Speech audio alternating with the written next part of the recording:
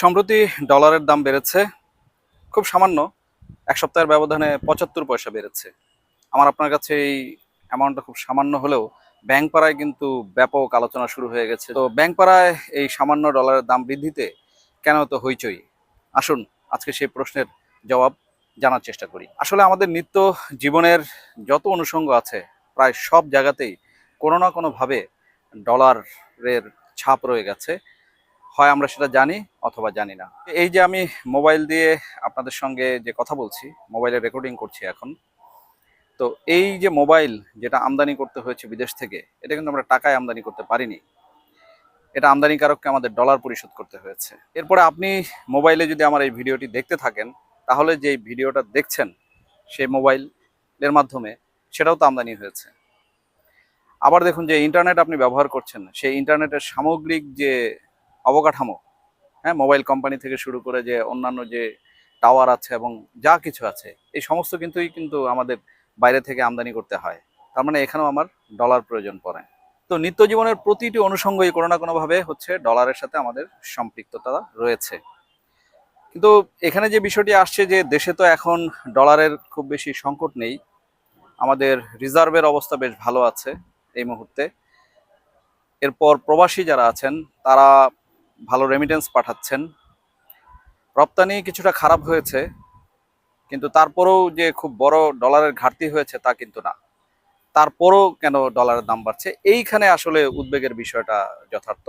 কারণ কোনো কারণ ছাড়াই যদি ডলারের দাম বাড়তে শুরু করে, সেটা যত সামান্যই হোক না কেন, সেটা কিন্তু আমাদের জন্য অ্যালার্মিং, ব্যাংকিং খাতের জন্য অ্যালার্মিং। যে কারণে ব্যাংক খাতে এই হঠাৎ এটা নিয়ে বেশ আলোচনা সরগরম শুরু হয়ে গেছে। ডলারের দাম বৃদ্ধিতে কিন্তু একটা ভালো দিক আছে, সেই দিকটা আগে একটু আলোচনা করে নেই।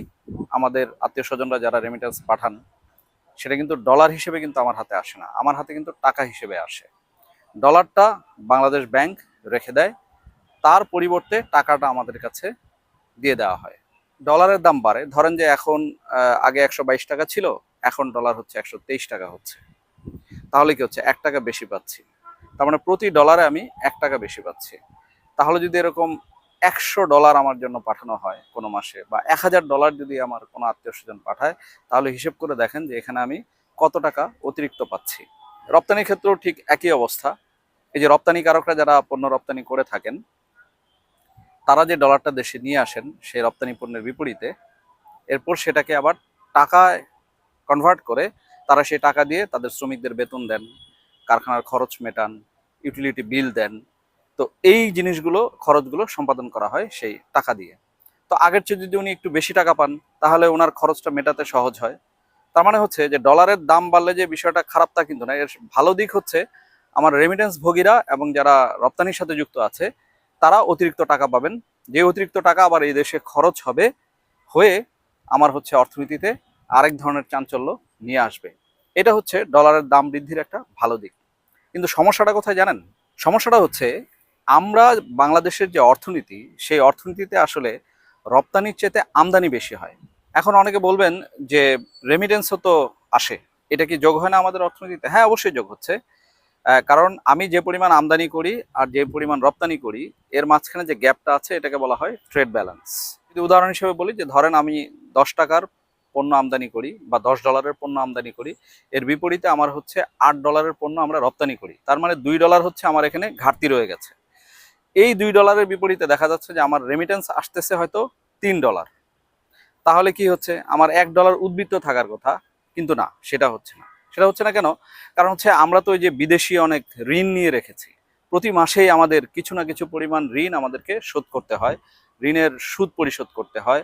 আবার আমদানির বাইরেও আমরা বিদেশ থেকে নানা ধরনের সেবা নিয়ে থাকি, সেই সেবার বিপরীতে তাদেরকে আমাদেরকে পেমেন্ট করতে হয়। তো সেখানেও অর্থ চলে যায়। তো সব মিলিয়ে দেখা যায় যে আসলে আমার বাইরে যে পরিমাণ অর্থ চলে যাচ্ছে আর দেশের ভিতরে যে পরিমাণ অর্থ আসতেছে, এর ভিতরে আসে এক ধরনের একটা গ্যাপ বা পার্থক্য থাকে। যেই কারণে হচ্ছে এই যে ডলারের দাম যদি একটু বেড়ে যায়, তাহলে আমার আমদানি নির্ভর যেহেতু আমাদের অর্থনীতি, তাহলে আমাদের সমস্ত কিছু আমদানি পণ্যের দাম বেড়ে যাওয়ার ব্যাপক সংখ্যা আছে। এমনিতেই আমাদের মানে কি বলে এটাকে, বাংলায় বলে না যে এমনিতেই নাচুনে বুড়ি, তার উপর পড়েছে ঢোলের বাড়ি। তো ব্যবসায়ীরা তো এমনিতেই নানা রকমের ছুতা খুঁজতে থাকেন যে কিভাবে তারা পণ্যের দাম বাড়াবেন। তো এর ভিতরে যদি ডলারের দাম বেড়ে যায়, তাহলে সরাসরি তারা বলে দেন যে ভাই ডলারের দাম বেড়ে গেছে, তো এখন আমি আপনাদেরকে কিভাবে কম দামে পণ্য সাপ্লাই করব? খুব স্বাভাবিক কথা, আমাদের চাল, ডাল, তেল, নুন, আটা, ময়দা থেকে শুরু করে যত রকমের পণ্য আছে, একবার একটু জাস্ট খেয়াল করেন, তাহলে আপনি দেখতে পাবেন যে সমস্ত বা বেশিরভাগ পণ্যই কোনো না কোনোভাবে আমরা বিদেশ থেকে কিনে নিয়ে আসি, এবং এই কেনার বিপরীতে আমাদেরকে ডলার পরিশোধ করতে হয়। তো যদি ডলারের দাম বেড়ে যায়, তাহলে ধরেন একজন আমদানিকারক আগে 100 টাকা দিয়ে একটা পণ্য নিয়ে আসতো এই দেশে, এখন যদি সেটার ডলারের দাম হয় 101 টাকা, তাহলে তার 1 টাকা বেশি লাগতেছে।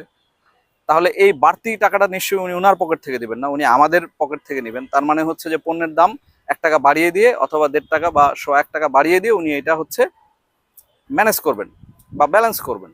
তো এখানে সেই জিনিসটাই আসলে হয়ে থাকে। তো যেই কারণে ডলারের সামান্য দাম বাড়লেই এক ধরনের হইচই পড়ে যায়, এবং এখন সেই হইচইটাই পড়ে গেছে ব্যাংক পাড়াতে। তো আমরা আশা করি যে ডলারের এই দাম বৃদ্ধির যৌক্তিক কারণগুলো নিয়ন্ত্রক সংস্থা বাংলাদেশ ব্যাংক এটা খুঁজে দেখবে।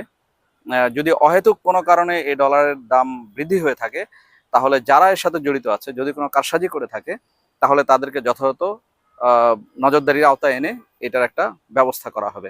আমরা জানি গণ অভ্যুত্থান পরবর্তী ডলারের যে দামটা এটা অনেকটা স্থিতিশীল অবস্থায় আছে, যে কারণে আমাদের এত ভঙ্গুর অর্থনীতি, মানে ভেঙে যাওয়া অর্থনীতির পরিস্থিতির ভিতরে আমরা টিকে আছি শুধুমাত্র হঠাৎ করে ডলারের দামটা অনেক বেড়ে যায়নি এই কারণে। এখন 123 টাকা ডলার দাম আছে, এটা যদি কোনোভাবে 150 টাকা হয়ে যায়, তাহলে আপনি কি হবে চিন্তা করেন, সমস্ত কিছুর দাম মুহূর্তের ভিতরে বেড়ে যাবে, যেহেতু আমরা আমদানি নির্ভর অর্থনীতি। এখন বলবেন যে ভাই ওই যে আগে যে বললেন যে রপ্তানিতে তো বেশি আসবে, রেমিটেন্সও বেশি আসবে, তাহলে ওই টাকাটা দিয়ে তো এই গ্যাপটা মেক আপ করা যাবে। কিন্তু বিষয়টা হচ্ছে এই টাকার সুবিধাভোগী তো আসলে সবাই না, অনেক দরিদ্র শ্রেণী মানুষ আছে। আপনারা জানেন যে এখন বাংলাদেশের দারিদ্রের সংখ্যা প্রায় 26%-এর বেশি, বেসরকারিভাবে বলা হচ্ছে, যদিও সরকারিভাবে এটা এখনো কোনো হিসেব করা হয়নি। তো সেই মানুষগুলোর উপর কিন্তু বড় রকমের একটা চাপ পড়বে। বিশেষ করে ধরেন আমার আপনার মতো যারা বেসরকারি মতো যারা নির্দিষ্ট আয়ের মানুষ, তারা কিন্তু এক ধরনের চাপের মধ্যে পড়ে যাবেন। তো যেই কারণে ডলারের দাম বৃদ্ধি আমাদের মতো অর্থনীতির দেশের জন্য সবসময় একটা উদ্বেগের বিষয় হয়ে থাকে। তো আশা করি এই বিষয়টা সমাধান হয়ে যাবে দ্রুতই। আমরা একটা যে স্থিতিশীল অবস্থা আছে ডলারের মূল্যের ক্ষেত্রে, এই স্থিতিশীলতা আমরা বজায় রাখতে পারবো। তবে আমরা অর্থনীতিকে যত বেশি শক্তিশালী করতে পারবো, তত বেশি আমাদের এই মুদ্রা বিনিময় হার বা এক্সচেঞ্জ রেট এটা স্থিতিশীল থাকবে। আশা করি সরকার সেই সমস্ত পদক্ষেপগুলোই নেবে। তো এতক্ষণ ধৈর্য ধরে আমার কথাগুলো শোনার জন্য আপনাদের অসংখ্য ধন্যবাদ। যদি আমার কথাগুলো ভালো লেগে থাকে, তাহলে আমার চ্যানেলটি সাবস্ক্রাইব করার অনুরোধ থাকছে।